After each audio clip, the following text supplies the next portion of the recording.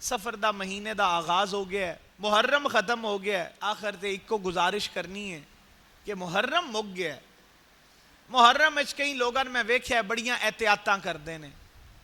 لوگاں نے یار محرم دا تقدس بحال رکھو، کوئی ایسا گناہ نہ کرو کہ جیڑا اللہ نو پسند. اچھا یار جیڑا اللہ نو عمل پسند نہیں نا ان دا محرم وچ بھی گناہ ہے تے پورے سال بھی گناہ ہے. صرف یہ نہیں رکھنا کہ محرم دی حد تک جناب اسی تے عمل نہ کرنا.